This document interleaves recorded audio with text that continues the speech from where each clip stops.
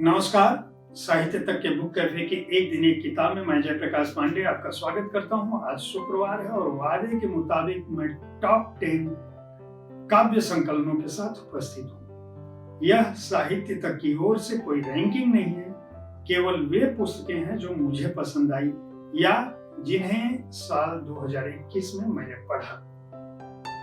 उल्लंघन राजेश जोशी का कविता संकलन है। राजेश जोशी जाने माने कवि हैं।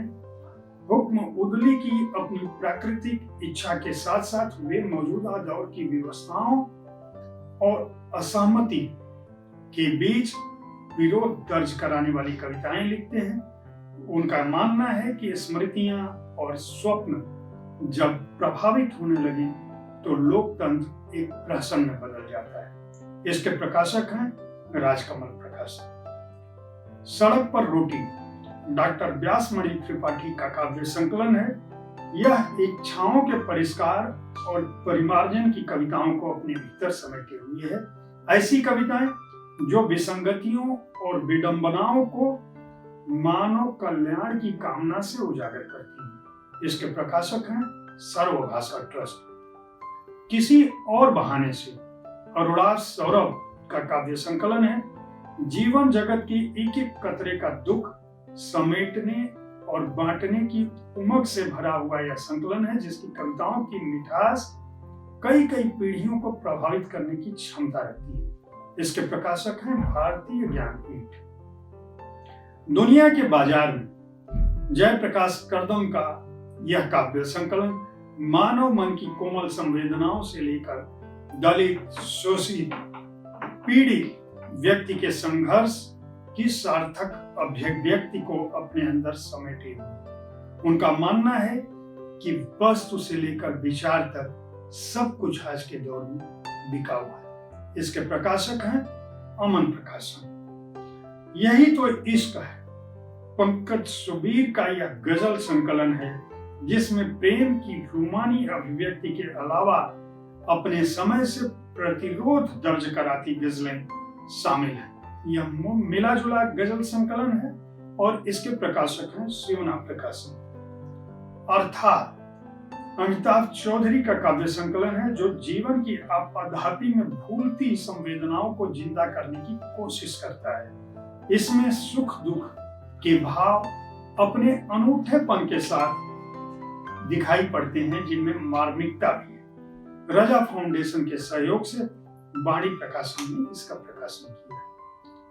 विस्थापन और यादें अंजू रंजन का काव्य संकलन है। यह काव्य संकलन जन्मभूमि से अलगाव की पीड़ा को उकेरते हुए नॉस्टैल्जिक यादों को काव्य भाव में व्यक्त करता है। इसमें अपने गांव से छूटने, शहर और देश से छूटने के साथ साथ विस्थापन का दर्द दिखाई पड़ता है। इसके प्रकाशक हैं वाणी प्रकाशन। खिल गया जवा कुसुम यह चयन और संपादन है जो सुमन सिंह ने किया है। इसमें 92 कवियों की कविताओं का संचयन है। आज की युवा कवि प्रेम को किस दृष्टि से देखते हैं और कैसी प्रेम कविताएं रचते हैं, उनका यह प्रतिनिधि संकलन है जो बेहद महत्वपूर्ण है। इसके प्रकाशक हैं सर्वभाषा ट्रस्ट। मुर्कियां शब्दों की उपमा डागा पार्थ का काव्य संकलन है, जो आंसुओं से रुधे, जिंदगी से भरे, खिलखिलाते, चहचहाते, खामोश या फिर अनकहे लफ्जों को कविताओं में पिरोता है। इसमें कुछ कविताएं कैक्टस की तरह तीखी हैं जो अंदर तक छलनी कर सकती हैं, तो कुछ मखमली एहसासों से भरी हुई। इसके प्रकाशक हैं राजमंगल प्रकाशन। प्रतिनिधि बाल कविता संचयन वरिष्ठ कवि दिव्यंक रमेश ने इन कविताओं का संचयन किया है, जिसमें वरिष्ठ रचनाकारों से लेकर समकालीन युवा कवियों तक कुल 195 कवियों की कविताएं शामिल की गई हैं। बाल कविताओं का चयन और संचयन है। इसके प्रकाशक हैं साहित्य अकादमी। टॉप 10 पुस्तकों का यह क्रम आज पूर्ण होता है। उम्मीद है साहित्य तक पर मेरी पसंद की गई पुस्तकों पर आप अपनी राय अवश्य देंगे। सोमवार को हम नए साल में होंगे 2022 में, और नए साल की शुभकामनाओं के साथ बुक कैफे में मैं किसी नई किताब के साथ ठीक इसी समय आपके पास उपस्थित होऊंगा। तब तक स्वस्थ रहें, प्रसन्न रहें। साल 2022 आपके लिए ढेर सारी खुशियां लेकर आए। धन्यवाद।